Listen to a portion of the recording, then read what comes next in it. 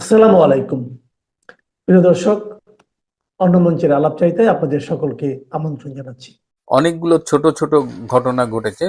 নির্বাচন 12 তারিখ এবং নির্বাচন সম্ভবত হতেই যাচ্ছে এবং একে কেন্দ্র করে এত এত ঘটনা ঘটছে যে তার মধ্যে থেকে কোনটা বলি আর কোনটা রাখি। তো কয়েকটা ইন্টারেস্টিং ঘটনা বলবো, একদম শেষ পর্যন্ত শুনবেন আশা করি। প্রথমেই বলছি যে আজকে সকালে যমুনায় গিয়েছিলেন ডক্টর ইউনূসের সাথে দেখা করতে তিনজন প্রথিতযশা ব্যক্তি। তার মধ্যে একজন রয়েছেন সংবিধান বিশেষজ্ঞ আইনজীবী শাহদিন মালিক, আরেকজন হলো নির্বাচন পর্যবেক্ষণে অভিজ্ঞ বদিউল আলম মজুমদার এবং আরেকজন অর্থনীতিবিদ ডক্টর দেবপ্রিয় ভট্টাচার্য। তারা সকালে ডক্টর ইউনূসের সাথে মিটিং করেছেন, কিন্তু কি নিয়ে মিটিং করেছেন এ ব্যাপারে তিনজনই একদম মুখ বন্ধ করে রেখেছেন, কেউ কোনো কথা বলেনি। কিন্তু তারপরেও যতটুকু জানতে পেরেছি যে তিনজন ডক্টর ইউনূসকে কোনো একটা বিষয়ে কনভিন্স করতে গিয়েছিলেন, কিন্তু কনভিন্স তো হনইনি।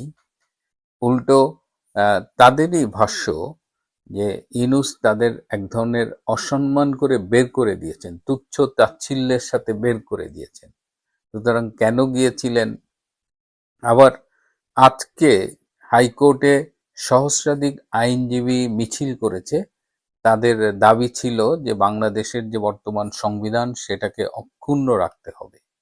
তো এটার সাথে যদি সকালে তিনজনের যমুনায় যাওয়াকে লিঙ্ক করার চেষ্টা করি, হয়তো তারা গণভোট, সংবিধান সংশোধন এসব নিয়েই কথা বলতে গিয়েছিলেন। এবং ডক্টর ইউনূস তারাও বলেছেন, আমি এর আগে অনেকবার বলেছি যে ডক্টর ইউনূস তো আসলে কারো কথা শোনেন না। তো সকালে তিনি এই কারো কথা শোনেননি।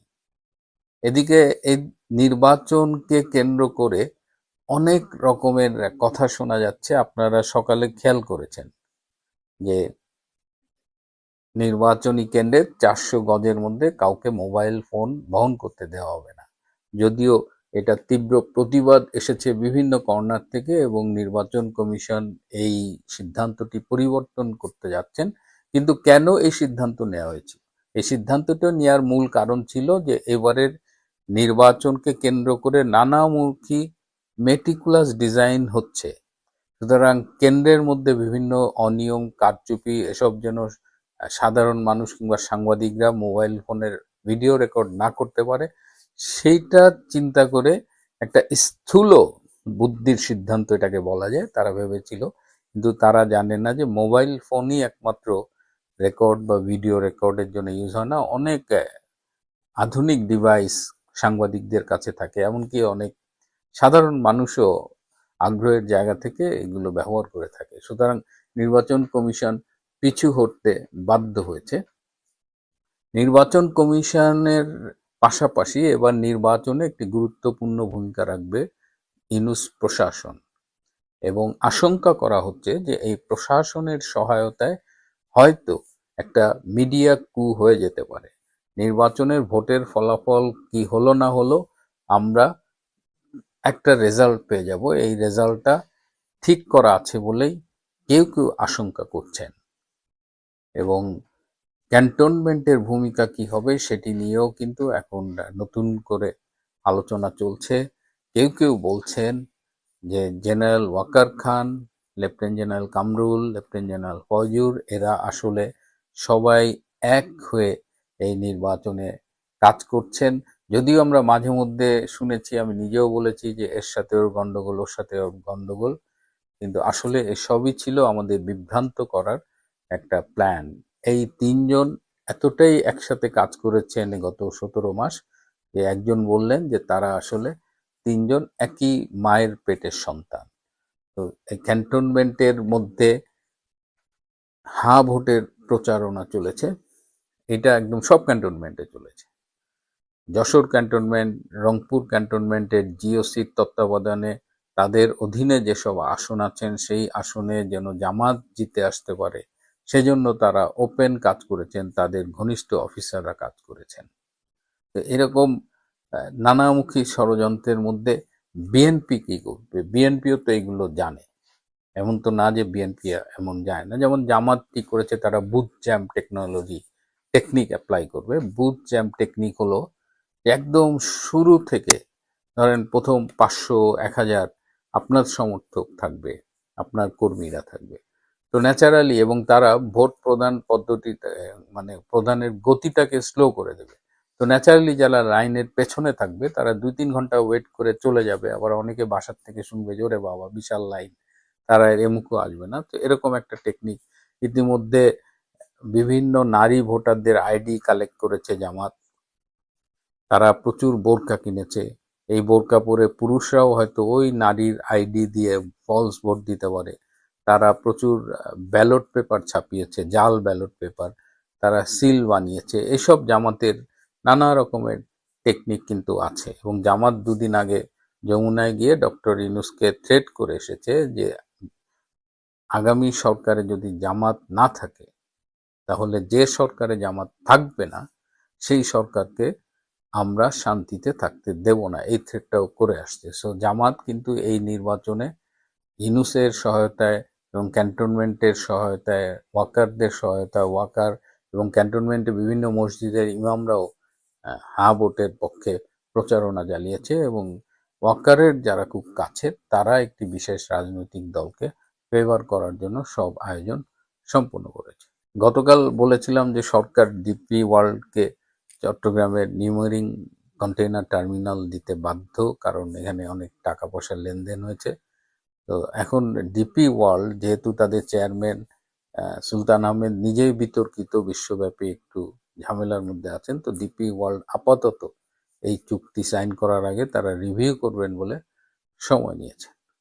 এদিকে যেটা আজকের শিরোনাম করেছি সেটা হলো যে ডক্টর ইউনূস তিনি এর আগে একাধিকবার কিন্তু বাংলাদেশের রাজনৈতিক দল করবার চেষ্টা করেছিলেন। এবং আহ, তিনি এই যে নির্বাচন দিয়ে মাত্র 18 মাসের মাথায় চলে যাচ্ছেন, এইটা কিন্তু তার প্ল্যানের মধ্যে ছিল না। তার সেই মেটিকুলাস ডিজাইনের মধ্যে মাত্র 18 মাসের মধ্যে তাকে নির্বাচন দিয়ে চলে যেতে হবে, এটা তার কল্পনাতেও ছিল না। তিনি এর আগে একাধিকবার রাজনৈতিক দল করতে চেয়েছেন।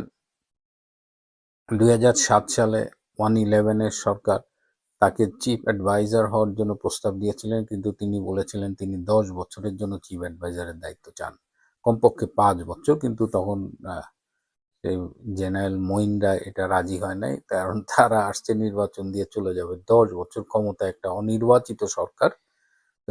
তারপরে তিনি লেগেছিলেন। এইবার তাকে আশ্বাস দেওয়া ছিল যে ক্ষমতায় তিনি যতদিন ইচ্ছা থাকতে চান। এবং সেখান থেকেই কিন্তু এই যে স্যার আপনি 5 বছর থাকেন, স্যার আপনি 10 বছর থাকেন, স্যার আপনি 50 বছর থাকেন, এটা কিন্তু সেখান থেকেই এই প্রচারণাটা চালানো হয়েছে। এবং ইউনূস সেন্টার পয়সা দিয়ে এই প্রচারণাটা চালিয়েছে। কিন্তু কেন 18 মাসের মাথায় চলে যেতে হচ্ছে, এটা নিয়েই ডক্টর ইউনূসের ভীষণ দুঃখ। তিনি ব্যক্তিগত আলাপে সেখানে কয়েকজন আমলা ছিলেন, তাদের বলেছেন যে আমি কখনো ভাবিনি যে আমাকে এভাবে চলে যেতে হবে।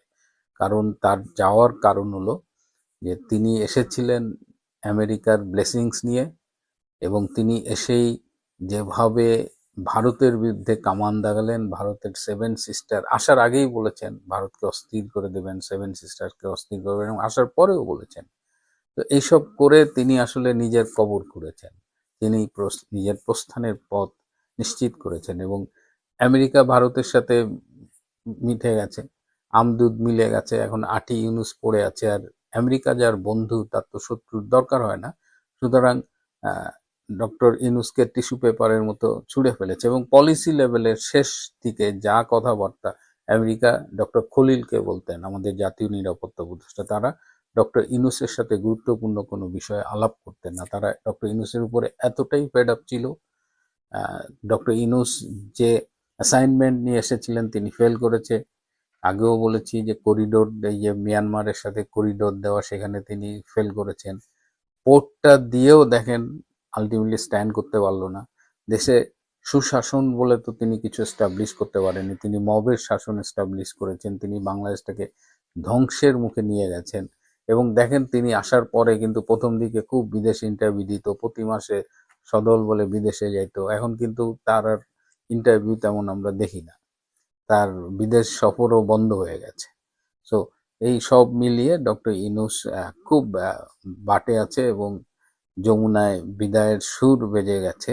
তাকে মোটামুটি এক ধরনের, তিনি তো সবাইকে তুচ্ছ তাচ্ছিল্য করেছেন, অপমান করেছেন, এখন তিনি নিজে অপমানিত হয়ে বিদায় নেবেন। শেষ চেষ্টা তিনি করবেন তার পছন্দের দলটাকে ক্ষমতায় আনার জন্য, এবং তিনি মোটামুটি যে কোনোভাবেই হোক তাদের ক্ষমতায় আনতে চাইবেন, কিন্তু সেটা তারা পারবেন কিনা, নির্বাচন যেদিন শেষ হবে বিকেলে, তারপর থেকেই দেখবেন যে রাজনৈতিক দলগুলোর অবস্থান কি এবং তারা কে কিভাবে নির্বাচনী ফলাফলটাকে নিজেদের অনুকূলে আনতে চায় এবং নির্বাচন কতটা শান্তিপূর্ণ হবে সেই আশঙ্কাও কিন্তু ইতিমধ্যে তৈরি হয়েছে। তো সেটা নিয়ে আমি পরে কথা বলবো। আওয়ামী লীগের নির্বাচন বর্জন, প্রবাসীদের ভোট, এগুলো নিয়ে আমি পরে কথা বলবো। বাংলাদেশের নির্বাচন ঘিরে যে অস্থিরতা তৈরি হয়েছে তাতে স্ট্যাবলিশমেন্টের একাংশ হঠাৎ করেই নিজেদের অনিরাপদ বোধ করছেন। গত 1.5 বছরে যা কিছু করেছে, বেআইনি প্রয়োগ, অতিমাত্রার দমনপীড়ন, মব, আত্মতুষ্টির নীতি নির্ধারণ, সবকিছুর জবাবদিহির সময় যেন চলে এসেছে। দেশের প্রধান দলটিকে অযোগ্য ঘোষণা করে বাইরে রেখে 4 দিন পর যে নির্বাচনের আয়োজন হতে যাচ্ছে সেটি যে গ্রহণযোগ্যতা পাবে না, এটা এখন তাদের কাছেও স্পষ্ট। আর গ্রহণযোগ্যতা না পেলে যে জন অসন্তোষ, যে অরাজকতার ঢেউ উঠবে, সেটি সামাল দেওয়ার ক্ষমতা নেই বলেই তাদের আতঙ্ক। এবং প্রত্যেকটা উপদেষ্টা তাই ব্যাগ গুছিয়ে ফেলেছেন, প্রত্যেকটা উপদেষ্টা তাই পাসপোর্ট দিয়ে দিচ্ছেন এবং তারা ভাবছেন যে তাদেরকে আসলে জনগণ ছাড়বে না। তাই দেখা যাচ্ছে উঁচু পর্যায়ের কর্মকর্তাদের কেউ কেউ ডিপ্লোম্যাটিক পাসপোর্ট জমা দিয়ে ব্যক্তিগত পাসপোর্টে বিদেশমুখী হওয়ার চেষ্টা করছেন। বিস্ময়করভাবে এই তালিকায় রয়েছেন 9 জন উপদেষ্টা, কয়েকজন রাজনীতিক, সরকারের বিভিন্ন সেক্টরের সক্রিয় সমর্থক, এমনকি আইজিপিও।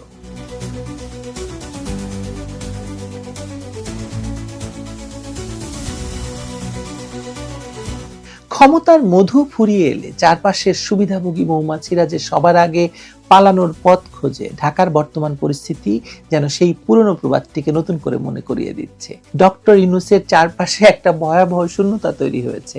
দৃশ্যপটটা বেশ নাটকীয় এবং একই সাথে করুণও। যে প্রবল প্রতাপ নিয়ে অন্তর্বর্তীকালীন সরকার তাদের যাত্রা শুরু করেছিল, শেষ বেলায় এসে মনে হচ্ছে সেই তরী ডুবে গেছে, এখন সবাই সাঁতার কাটছে। যাত্রীরা প্রাণ ভয়ে যে যার মতো সাঁতরে পাত্রে ফিরে ওঠার চেষ্টা করছে। সবচেয়ে বিস্ময়কর ব্যাপার হলো যে এস্টাবলিশমেন্ট গত 1.5 বছর ধরে দোর্দণ্ড প্রতাপ দেখিয়েছে, তাদের একটি বড় অংশ হঠাৎ করে নিজেদের অস্তিত্ব সংকটে ভুগতে শুরু করেছে।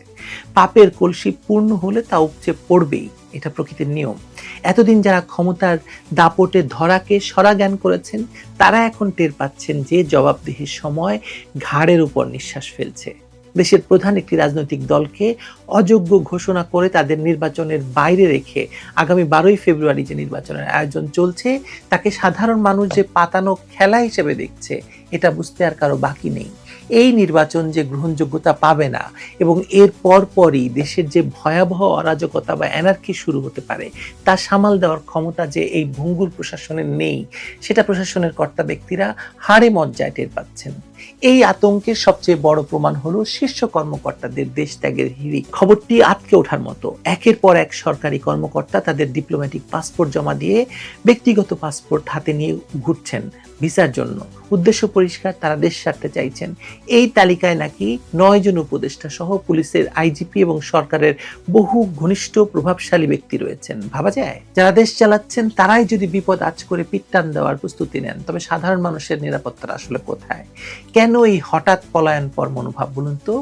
এর পেছনের কারণগুলো খুঁজলে দুর্নীতির এক মহোৎসবের চিত্র বেরিয়ে আসে। বিশেষ করে চট্টগ্রাম বন্দর নিয়ে যা হয়েছে, তাকে পৈতৃক সম্পত্তি বিক্রির সাথে তুলনা করলেও কম বলা হবে। কোনো টেন্ডার বা যাচাই বাছাই ছাড়াই ডেনমার্ক, সুইজারল্যান্ড এবং দুবাই ভিত্তিক কোম্পানিগুলোর কাছে একের পর এক টার্মিনাল লিজ দেওয়া হয়েছে। যে ডিপি ওয়ার্ল্ডকে মার্কিন যুক্তরাষ্ট্রের জাতীয় নিরাপত্তার স্বার্থে তাদের দেশে ঢুকতে দেয়নি, সেই কোম্পানিকে আমাদের নিউ মোরিং টার্মিনাল লিজ দেওয়া হয়েছে। যুক্তরাজ্যের কাছ থেকে কেনা হয়েছে ভেসেল, এবং সেটা কত দামে কিভাবে কেনা হয়েছে কিচ্ছু কেউ জানে না। মানে এর ফলে যা হবার তাই হয়েছে। শ্রমিকদের মধ্যে ক্ষোভ দানা বেঁধেছে, বন্দর অচল হয়ে পড়ার উপক্রম হয়েছে, আর ব্যবসায়ীরা গুনছেন কোটি কোটি টাকার লোকসানের আশঙ্কা। ইউরোপীয় ইউনিয়নের চেম্বার অফ কমার্স যখন বলছে যে $66 কোটি পণ্য আটকে আছে এবং ক্রেতারা অর্ডার বাতিল করতে পারেন, তখন বুঝতে বাকি থাকে না যে দেশের অর্থনীতি কোন খাদের কিনারে গিয়ে দাঁড়িয়ে আছে। এরই মধ্যে আন্তর্জাতিক অঙ্গন থেকেও মুখ ফিরিয়ে নেওয়ার পালা শুরু হয়েছে। যে পশ্চিমা বিশ্ব এবং সংস্থাগুলো এতদিন সরকারের গুড বুকে ছিল, তারাও এখন সুর পাল্টাচ্ছে। কমনওয়েলথ পর্যবেক্ষক দল যখন জাতীয় পার্টির সাথে বৈঠক করে এবং পরে নিষিদ্ধ ঘোষিত আওয়ামী লীগের নেতাদের সাথে আলোচনায় বসে, তখন সরকারের অস্বস্তিত্ব গোপন করতে পারে না। সজীব ওয়াজেদ জয়ের সাথে বৈঠক এবং সন্ত্রাস দমন আইনে রাজনৈতিক দল নিষিদ্ধ করার বিষয়ে কমনওয়েলথের দ্বিমত পোষণ করা, সব মিলিয়ে সরকারের কূটনৈতিক পরাজয়টা এখন স্পষ্ট। এমনকি ইউরোপীয় ইউনিয়নও সাফ জানিয়ে দিয়েছে দেশের সিংহভাগ ভোটারকে বাইরে রেখে কোনো নির্বাচন গ্রহণযোগ্য হতে পারে না। সবচেয়ে বড় ধাক্কাটা এসেছে ঘরের ভেতর থেকে। এতদিন যারা সরকারকে বুদ্ধিভিত্তিক সমর্থন দিয়ে আসছিল, সেই সিভিল সোসাইটির সদস্যরাও এখন ডুবন্ত জাহাজ থেকে নামতে শুরু করেছে। অনেক সময় বলা হয় যে জাহাজ ডুবতে শুরু করলে ইঁদুর লাফিয়ে পড়ে, সেই ইঁদুরগুলো লাফাতে শুরু করেছে। প্রথমে সুশাসনের জন্য নাগরিক বা সুজন সম্পাদক বদিউল আলম মজুমদারের সাম্প্রতিক মন্তব্যগুলো খেয়াল করুন। তিনি এখন দাবি করছেন তিনি নাকি সরকারের অংশই ছিলেন না, অথচ গত কয়েক মাস ধরে নির্বাচন সংস্কার কমিশনে তার ভূমিকা ছিল চোখে পড়ার মতো। আওয়ামী লীগ ছাড়া নির্বাচন অগ্রহণযোগ্য হবে না বলে তিনি ফতোয়া দিয়েছেন। এখন তিনি বলছেন সরকারের সাথে তার কোনো যোগাযোগ ছিল না, তিনি শুধু পরামর্শ দিয়েছেন। কি পরামর্শ দিয়েছেন? কুপরামর্শ। এই যে হঠাৎ করে দায় এড়ানোর চেষ্টা, এটা কিসের ইঙ্গিত? অনুষ্ঠানের মঞ্চে বসে যখন তিনি বলেন যে প্রধান উপদেষ্টা হয়তো তাকে বয়োজ্যেষ্ঠ হিসেবে দায়িত্ব দিয়েছেন এবং তিনি কোনো সম্মানই নেননি, তখন দর্শকের সারি থেকে ধেয়ে আসা প্রশ্ন, অসৌজন্যমূলক মন্তব্য কিংবা জিল্লুর রহমানের সেই অমোঘ বাণী, সৎসঙ্গে স্বর্গবাস অসৎসঙ্গে সর্বনাশ, পরিস্থিতির ভয়াবহতা বুঝিয়ে দেয়। কাদা ভরা রাস্তায় যদি হাঁটেন, গায়ে কাদা লাগবেই, আর এখন সেই কাদা মুছতে সবাই ব্যস্ত। বাদ যাননি সিপিডির সম্মানীয় ফেলো দেবপ্রিয় ভট্টাচার্য। তার কথাগুলো আরো তীক্ষ্ণ। তিনি সরাসরি বলে দিয়েছেন সরকারের দম ফুরিয়ে গেছে। তার মতে সংস্কার বা বিচারের যতটুকু সুযোগ ছিল সরকার তা হারিয়েছে।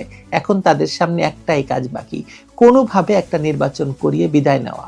সংখ্যালঘুদের নিরাপত্তা দিতে ব্যর্থ হওয়া, অন্তর্ভুক্তিমূলক সমাজ গড়তে না পারার যে ব্যর্থতা তিনি তুলে ধরেছেন, তা আদতে সরকারের কফিনে শেষ পেরেক ঠুকে দেওয়ার মতো। তিনি যখন বলেন ছাতা তো খুললই না, বৃষ্টি পড়ে যাচ্ছে, তখন বোঝা যায় হতাশার গভীরতা কতখানি। রাজনীতির মাঠেও সরকার এখন ভীষণভাবে কোণঠাসা। বিএনপি এবং জামায়াতের মধ্যকার দূরত্ব এবং সরকারের উপদেষ্টাদের সাথে বিএনপির সম্পর্কে টানাপোড়েন নতুন এক সংকট তৈরি করেছে। বিএনপি কোনো সমঝোতায় যেতে নারাজ, আর এতেই ঘুম হারাম হয়েছে সেই সব উপদেষ্টাদের যারা এতদিন বিএনপির উপর খানিকটা দমন নিপীড়ন চালানোর চেষ্টা করেছে। তারা বুঝতে পারছেন ক্ষমতার পালাবদল হলে তাদের রক্ষা নেই। অন্যদিকে সরকারের নিজের তৈরি করা ইনকিলাব মঞ্চ এখন বুমেরাং হয়ে দাঁড়িয়েছে। তাদের কর্মসূচিতে পুলিশি অ্যাকশন এবং পাল্টা ঘেরাও কর্মসূচির ঘোষণা, সব মিলিয়ে পরিস্থিতি অগ্নিগর্ভ।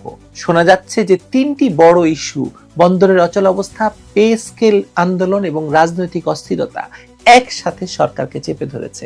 সচিবালয়ের তালা ঝুললে বা বন্দর পুরোপুরি বন্ধ হলে দেশ অচল হতে বাধ্য। এমন ত্রিমুখী সংকট সামাল দেওয়ার কোনো সরকারের পক্ষে সম্ভব নয়। মানে ইউনূসের পক্ষে তো একেবারেই সম্ভব নয়, কারণ ইউনূস নির্বাচিত সরকার নয়। ডক্টর ইউনূস আসলে এখন আক্ষরিক অর্থে একা। তার বশংবদ উপদেষ্টাদের পরিবার দেশ ছেড়েছে, পুলিশের কর্মকর্তারা সেফ এক্সিট খুঁজছেন, আর সুশীল সমাজের প্রতিনিধিরা দায় এড়িয়ে নিজেরা সাধু সাজতে ব্যস্ত। চারদিকে যখন এমন টালমাটাল অবস্থা, তখন যদি আওয়ামী লীগ তাদের সর্বশক্তি নিয়ে মাঠে নামে, তবে তা হবে আগুনে ঘি ঢালার মতো।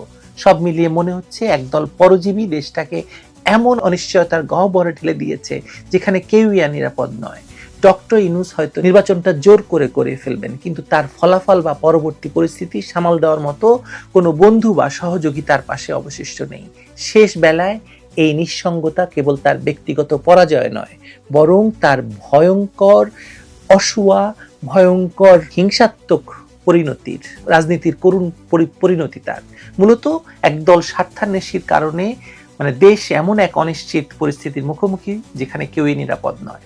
প্রধান উপদেষ্টা ইউনূস এখন ঘরে বাইরে একা। তার সমস্ত শক্তির উৎস একে একে নিভে যাচ্ছে, একে একে নিভিছে দেউটি। নির্বাচন করতে পারলেও তার মুক্তি নেই, না পারলেও তো মুক্তি নাই। এই টালমাটাল অবস্থায় দেশের ভবিষ্যৎ আপনিই জানেন, অন্ধকার, অন্ধকার এবং অন্ধকার। ভালো থাকবেন। ডক্টর ইউনূসের সঙ্গ ছাড়ছেন তার ঘনিষ্ঠ সহযোগীরা। একটা কথা আছে যে জাহাজ ডুবলে ইঁদুর আগেই পালিয়ে যায়। ইঁদুর বুঝতে পারে যার কারণে সেই ডুবন্ত জাহাজ থেকে বাঁচার জন্য ইঁদুর কিন্তু আগেই লাফ দিয়ে বাঁচে। আজকে বাংলাদেশের পরিবর্তিত পরিস্থিতিতে তেমনটাই দেখা যাচ্ছে। বাংলাদেশের রাজনৈতিক ইতিহাসে এক অদ্ভুত মোড়। ডক্টর ইউনূসের অন্তর্বর্তীকালীন সরকার যখন তাদের মেয়াদের একদম শেষ প্রান্তে, ঠিক 3 দিন পরেই যখন নির্বাচন হতে যাচ্ছে, তখন শুরু হয়েছে এক নাটকীয় ইউটার্ন। যে বদিউল আলম মজুমদার ডক্টর ইউনূসের নির্বাচন কমিশন সংস্কারের প্রধান ছিলেন, যে দেবপ্রিয় ভট্টাচার্য সরকারের শ্বেতপত্র কমিটির নেতৃত্ব দিলেন, আর যে মাহফুজ আনাম কলমের জোরে সরকারের ঢাল হয়ে দাঁড়িয়েছেন, আজ তাদের কণ্ঠস্বর কেন ভিন্ন? তারা কি সত্যিই জনগণের কথা বলছেন, নাকি ডুবন্ত জাহাজ থেকে নিজেদের বাঁচাতে আগে ভাগেই ঝাঁপ দিচ্ছেন? প্রথমে আসা যাক বদিউল আলম মজুমদারের কথায়। বদিউল আলম মজুমদার এক বক্তব্যে বলেছেন যে দায়িত্ব পালন করেছি, কিন্তু সরকারের অংশ ছিলাম না। বদিউল আলম মজুমদার এখন বলছেন তিনি সরকারের অংশ ছিলেন না, অথচ তিনি নির্বাচন কমিশনের প্রধান হিসেবে, নির্বাচন কমিশন সংস্কারের প্রধান হিসেবে মাসের পর মাস কাজ করে গেছেন। জনগণের প্রশ্ন, তাহলে কি আপনি শুধু সুযোগ সুবিধা আর ক্ষমতার মধু খেয়েছেন কিন্তু দায়ভার নিতে নারাজ? যখন দেখছেন 3 দিন পর ক্ষমতার পালাবদল হবে, তখন নিজেকে নিরপেক্ষ প্রমাণ করার এই চেষ্টা কি স্রেফ নিরাপদ প্রস্থানের কৌশল? সিপিডির সম্মানীয় ফেলো দেবপ্রিয় ভট্টাচার্য বলেছেন ডক্টর ইউনূসের কথার সাথে কাজের মিল নেই। ডক্টর দেবপ্রিয় ভট্টাচার্য শুরু থেকেই ডক্টর ইউনূসের বড় সমর্থক ছিলেন। আজ হঠাৎ কেন তিনি বলছেন প্রধান উপদেষ্টার কথার সাথে কাজের কোনো মিল নেই? অর্থনীতি কি তবে সত্যিই তলানিতে? সরকারের শ্বেতপত্র তৈরি করে এখন কেন তিনি দায় ঝেড়ে ফেলতে চাইছেন? এটি কি আগাম বুঝে নেওয়া যে পরবর্তী সরকারের কাছে তাকে জবাবদিহি করতে হতে পারে? এবার আসা যাক মাহফুজ আনামের কথায়। ডেইলি স্টার সম্পাদক মাহফুজ আনাম তিনি বলছেন বেঁচে থাকা মুশকিল। সবচেয়ে চমকপ্রদ মন্তব্য এই ডেইলি স্টার সম্পাদকের। মত প্রকাশ তো দূরের কথা, বেঁচে থাকায় মুশকিল। অথচ এই সরকারকে শুরু থেকে গণমাধ্যমের ভূমিকা নিয়ে তারা প্রশংসায় পঞ্চমুখ ছিলেন। হঠাৎ এই আর্তনাদ কি সত্যি স্বাধীনতার অভাব, নাকি হবু সরকারের সাথে সখ্য গড়ার কোনো নতুন স্ট্যান্ড? এই মাহফুজ আনামরা কিংবা মতিউর রহমানরা বাংলাদেশের যদি স্বাধীনতা বিরোধী বলেন তাহলেও ভুল হবে না। আমাদের স্বাধীনতা মুক্তিযুদ্ধের সময় মাহফুজ আনাম কোথায় ছিলেন? তিনি কি মুক্তিযুদ্ধে গেছেন, নাকি লুকিয়ে পালিয়েছিলেন? মতিউর রহমান কোথায় ছিলেন? প্রথম আলোর মতিউর রহমানের কথা বলছি, কিংবা মানব জমিনের মতিউর রহমান চৌধুরীর কথা বলছি। তাদের তো মুক্তিযুদ্ধের সময় তারা মুক্তিযোদ্ধা করবার মতো বয়স ছিল, কিন্তু তারা কোথায় ছিলেন?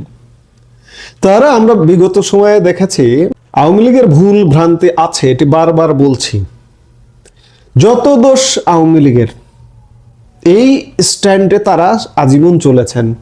যত দোষ স্বাধীনতা মুক্তিযুদ্ধের নেতৃত্ব দেওয়া আওয়ামী লীগের।